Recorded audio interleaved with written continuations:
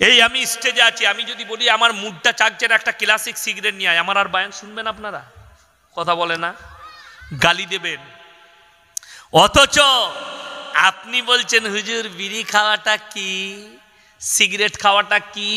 হুজুর বললে মকরু, তাহলে হুজুর খেলে দোষ কোথায় বে? কথাটা বুঝতে পারেননি? হুজুর খেলে দোষ কোথায়? তোর ইমাম খেলে, মৌলবি খেলে হারাম, আর তুমি খেলে মকরু।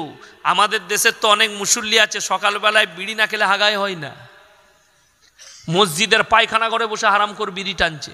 ঠিক বললাম না ভুল বললাম? আরামসে। আর জিজ্ঞেস করুন মৌলবীরা যারা আছে, উলামারা, তাদেরকে জিজ্ঞেস করুন, পায়খানা ঘরের ভেতরে কথা বলতে পাবে না, চুপ থাকতে হবে, এটা আদব, নবীজি শিখিয়েছেন।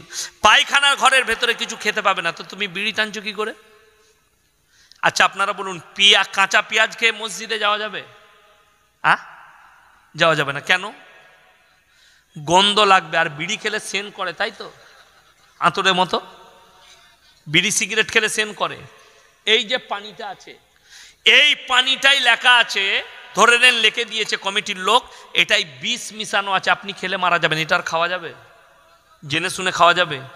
সিগারেটের প্যাকেটে লেখা আছে না, না হানিকারক, ক্যান্সারের কারণ আছে না নাই?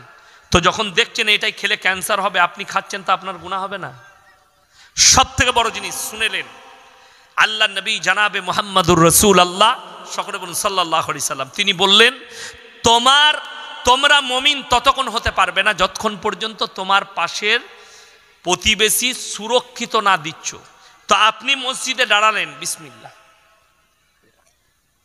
মসজিদে দাঁড়িয়েছেন, আপনার পাশে যে দাঁড়িয়েছে তাকে সুরক্ষা দিতে হবে না? ওই জন্যই তো, সুরক্ষা দিবার জন্যই, কষ্ট যাতে না পায়, নবীজি বললেন এদিকে বলে দাও, তোমরা কাঁচা পেঁয়াজ খেয়ে মসজিদে যেও না, তোমার পাশের লোক কষ্ট পাবে। তাহলে বিড়ি সিগারেট খেয়ে গেলে কি খুশি হয়? আমি তো জীবনে একটা পান মশলাও খাইনি, আমার পাশে যদি কোনো গুটকাখোর আর বিড়িখোর দাঁড়ায়, আমার কত ভালো লাগবে? লাগবে? আমাকে বাদ দেন, যারা বিড়িখোর, যারা সিগারেটখোর, যারা গুটকাখোর, তুমি তোমার বউকে পার্সোনাল জিজ্ঞেস করবে রাতের বেলায় জলসা শেষ করে গিয়ে, যে আচ্ছা তুই বলতো আমার মুখে চুমু খেলে তোকে কেমন লাগে? সে মনে মনে বলবে, আট কুড়োর বেটা তোকে ঝাঁটা মারতে মন যায়, কিন্তু বলতে কিছু পারে না। স্বামী, রাগ করেন না, আপনার বিবি যদি আপনার মুখে দুর্গন্ধে, বিড়ি সিগারেটের দুর্গন্ধে আর গুটকার দুর্গন্ধে যদি কষ্ট পায়, তো তোমার গুনাহ হবে না? ভালো করে হাদিসটা পড়বে, ভালো করে আলেমকে জিজ্ঞেস করবে, তোমার বিবি যদি কষ্ট পায়, তুমি তোমার বিবিকে কষ্ট দিয়েছো, এটাও গুনার কাজ। ওই জন্য বলছি মুসলমান, পাপ মুক্ত জীবন গড়ো। এই ছেলেটা বাংলাদেশের মেহতাব প্রফেসর, এ খালি প্রতিবাদ করার জন্যে একে বরখাস্ত করেছে বাংলাদেশ সরকার, হাসিনা সরকার। কোথা থেকে? কলেজ থেকে, ইউনিভার্সিটি থেকে। আমি বলবো কিয়ামতের দিন আল্লাহ তোমাদের বিচার করবে। তুমি তো চুরি না করলে জিততেই পারতে না, তুমি তো ভোটই হতে দাওনি। যারা ভোট দিয়েছে তারাই বলেছে, ভোট দিতে যাওয়ার আগেই দেখছি নৌকাতে ছাপ্পা মারাই আছে। তুমি তো ভোট করেছো, তোমার হিম্মত নাই তুমি ভোট করি, তুমি চোর, চুরি করে জিতেছ, চালিয়ে যাও। ফেরাউনও ভেবেছিল আলা রব্বুকুমুল আলা, আমার থেকে বড় কেউ নাই।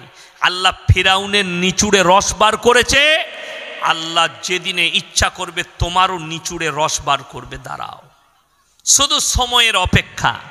যারা আমাদের দেশে মনে করছে, শুনেলেন, সবাই দোয়া করবেন, বাবরি মসজিদ চলে গেছে, এতে আমাদের দুঃখ কিছুই নাই। জানবেন এর মধ্যেই আমার আল্লাহ মঙ্গল রেখেছে। সকালে এটা বিশ্বাস রাখবেন, জোরে বলুন ইনশাল্লাহ। কেন?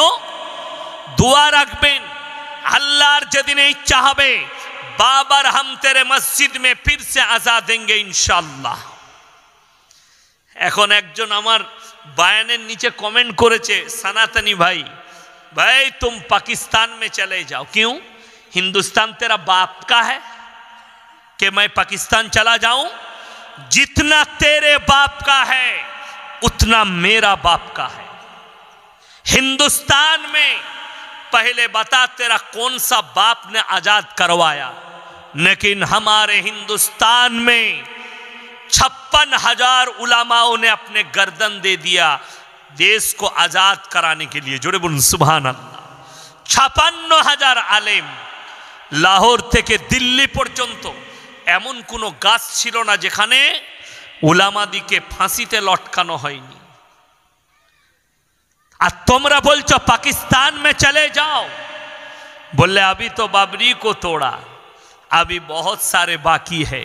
हिंदुस्तान के सारे मस्जिद को तोड़ दो, इंशाअल्लाह फिर भी तुम हमारे दिल से हमारे रब और हमारे रसूल का मोहब्बत नहीं मिटा सकते। जोरे बोलून इंशाअल्लाह। अच्छा, আমরা লকডাউনের সময় কোথায় নামাজ পড়েছি? কথা বলে বাড়িতে। আর সব জায়গায় মসজিদে হয়েছে? আপনারা একদম ভেতরের গ্রামে থাকলে আপনি মসজিদে পড়েছেন, কিন্তু বেশিরভাগ জায়গায় মসজিদে নামাজ হয়নি। ইমাম মুয়াজ্জিন আর একজন মতো, আমার গ্রামে ইমাম মুয়াজ্জিন মতোয়াল্লি 5 জনকে দিয়েছিল যে নামাজটা চালু রাখুন 5 জন মিলে, বাকি বাড়িতে নামাজ পড়ুন। আমার ভাই, বাড়িতে নামাজ পড়েছি, তো তোমরা আমাদের মসজিদ ভেঙে দিলে আমরা বাড়িতে নামাজ পড়তে পারবো না? পারবো না। জোরে বলুন সুবহানাল্লাহ। তো আমার বাড়ির নামাজটা কি তুমি রুকবে? বলছে अखंड भारत बनाएंगे इंशाल्लाह। जल्दी बनाओ, जल्दी बनाओ अंधभक्तों, जल्दी से जल्दी बना लो अखंड भारत। हम भी चाहते हैं, আমরা সবাই চাই। জোরে বলুন इंशाल्लाह। কেন? अगर अखंड भारत बन जाएंगे तो बांग्लादेश भी आ जाएगा, पाकिस्तान भी आ जाएंगे, अफगानिस्तान भी आ जाएंगे। तो अब सोच लो, सब থেকে ভালো যে হিন্দু ভাইরা, সনাতনী দলিত ভাইরা আমার ভাষা শুনছেন, আমার বয়ান শুনছেন, তাদেরকে ওয়েলকাম জানাবো, স্বাগত জানাবো। শুনেলেন? আপনাদেরকে ভুল বুঝানো হচ্ছে। हिंदू खतरे में है। देश के प्राइम मिनिस्टर वो भी हमारा प्रधानमंत्री जी हिंदू है, देश के सारे राज्य के सीएम भी हिंदू है, सारे बड़े बड़े ऑफिसर भी हिंदू है। फिर भी अगर हिंदू खतरे में है तो सबसे अच्छा किसी मुसलमान को पीएम बना दो, कम से कम मुसलमान तो खतरे पे आ जावे। একটা মুসলমানকে প্রধানমন্ত্রী করে দাও, কমপক্ষে মুসলমানরা খাতরায় চলে আসুক। যদি সব জায়গায় পদেতে হিন্দু ভাইরা হয়ে যদি হিন্দু খাতরাই থাকে, সব থেকে বড় জিনিস, লাস্ট কথা বলছি, আমাদের দেশে এই 2 দিন আগে রাম মন্দির উদ্বোধন করেছেন কে? প্রধানমন্ত্রীজি। এরপর চলুন, আচ্ছা আপনারা বলুন, যে লোকটা প্রথম হাম্বর মেরেছে সেই লোকটাকে কি পুজো করতে দেয়া হয়েছে?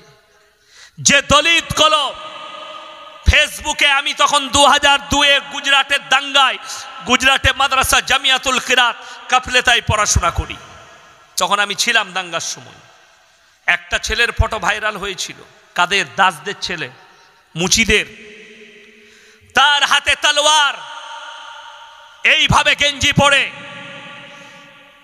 मैंने बहुत सारे मुसलमान को काट दिया, यहां तक के सुनेलेन मुसलमान नारीদের পেট চিরে সন্তান বার করে তলোয়ারে করে খেলা করা হয়েছে গুজরাটে 2002-এর দাঙ্গায়।